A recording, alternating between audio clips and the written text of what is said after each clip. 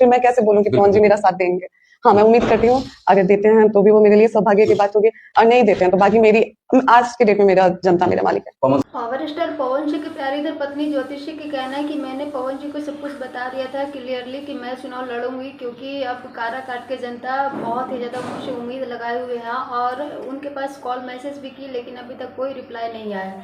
नमस्कार दोस्तों, Radhe Radhe. I hope आप सब लोग अच्छे होंगे, मस्त होंगे, स्वस्थ होंगे। अगर चैनल पर नया हो तो चैनल सब्सक्राइब करके प्यारा सा लाइक में जरूर करें।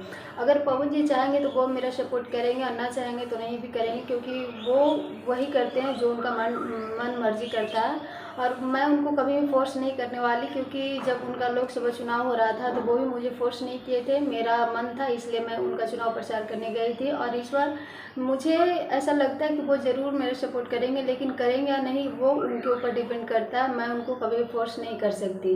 ज्योतिबा भी कहना है कि पवन सिंह मेरा सपोर्ट करे या ना करे, लेकिन काराकाट के जनता जिस तरीके से अभी मेरे साथ खड़ी है वो बस ऐसे ही हमेशा मेरे साथ बना रहे। उनका प्यार आशीर्वाद ही मेरे लिए बहुत है और जनता मेरे साथ है, तो मुझे किसी के साथ की ज़रूरत भी नहीं है। अगर पवन जी साथ देंगे तो भी ठीक है, नहीं देंगे तो भी मैं खुश हूँ, मेरे साथ मेरी जनता है।